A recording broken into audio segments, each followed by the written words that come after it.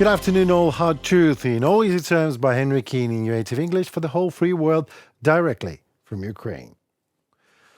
The European Union is considering the new measures against the re-export of Russian LNG.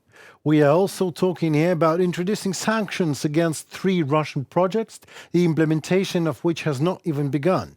The next round of European sanctions against Russia is expected to include restrictions on Russian liquefied natural gas for the first time, including a ban on its re-export through European ports to third countries and measures against 3 Russian LNG projects, 3 EU sources say. The European Commission is in the final stages of finalizing its proposal and is holding informal negotiations with the bloc countries. This is not about banning the import of Russian LNG. The European Commission's proposal is directed against the phenomenon of so-called transshipment.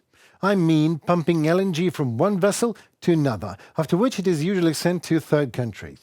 Another proposed countermeasure would be the introduction of sanctions against 3 Russian projects, Arctic LNG 2 and LNG terminals in Ust-Luga and Murmansk, that have not been put into operation yet. In fact, LNG in Ust-Luga has already been subject to sanctions, albeit to Ukrainian drone sanctions.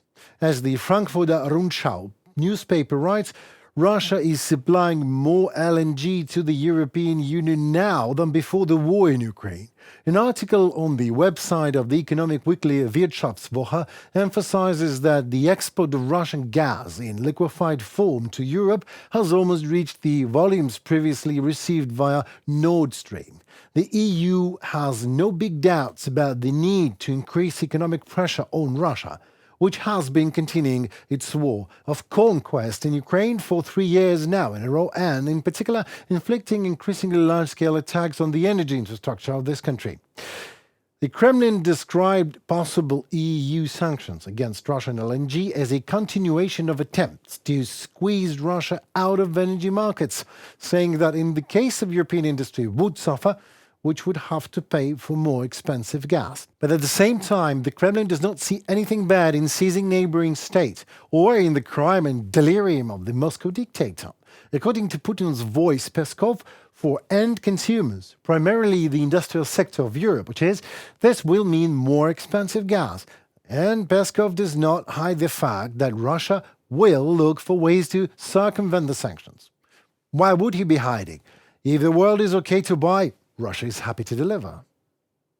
We need to see what formulation will be introduced in the end and what kind of next restrictions, which we cannot receive as legal, they will try to introduce. We will, of course, in any case look for ways to overcome these illegal obstacles, unfair competition and illegal actions. Dmitry Peskov, Kremlin press secretary. Well, in a very Russian manner, no one ever mentions here the criminal deeds of the Russian army, the Kremlin leadership and Putin himself. Perhaps Peskov needs to visit an ophthalmologist. Or a shrink better, as he obviously is in an acute case of selective blindness. I see the facts only if I like them. According to the Turkish newspaper Yeni Safak, due to the crisis in the Red Sea, the EU countries had to return to using Russian energy resources. How can one not recall Cicero and his classical Cui bono? British intelligence has analyzed data on a sharp increase in the number of murders committed by Russian military in Russia last year in Russia. This is stated in the British Ministry of Defense daily review of Ukrainian-Russian war. The media's own website reported that in 2023, 116 Russian soldiers were convicted of murder in Russia. This is almost 9 times more than during the year before. In 2022, there were 13 such convictions. In 2021, already 11. The New York Times, citing Olga Romanova, head of the Russian Behind Bars organization, reported that 15,000 pardoned prisoners had returned to Russia from the war zone. Russian media Verstka reported that 190 criminal cases have been opened against ex-convicts, including 20 cases of homicide or attempted murder in 2023. It was reported that the court in Russian Kirov city sentenced an ex-prisoner from Wagner's group to 22 years for the first-grade homicide and rape of an elderly woman. The high number of homicides committed by Russian servicemen and veterans is likely partly due to chronic war-related mental health problems. This include post-traumatic stress disorder and desensitization in the field combat to violence. Report of the British Ministry of Defence. Well, obviously, the fact that ex-prisoners abuse alcohol and drugs due to low morale and boredom probably contributes to the violence. This makes it difficult for ex-convicts with the previous propensity for crime and extreme violence to return to normal, even so Russian society. To send murderers, robbers and rapists to the war, then make them war heroes, and then wonder what terrible things these guys are capable of. It is so very Russian. Also, let us talk a bit about the fact that the stories from Bucha, Irpin, Izum and other deoccupied cities of Ukraine are staged, they say. Is that what you see now also staged? In front of your Russian eyes? And you do not like it, but why? If Russian propaganda channels don't talk about it, then it doesn't exist, I guess. These channels also do not talk about floods and fires in regions of Russia. They just ignore reality, except the war of good old Russia with mythical Nazis and NATO in Ukraine. Well, mark my words. Wait for it for Russia to lose this war completely, and then watch Russian propaganda to twist it all to a negotiation victory of Saint Putin. The Russians continue to steal. This time they stole the Ukrainian idea of exposing military trophies. Damaged American Abrams and German Leopards were installed on Poklonny Hill in Moscow.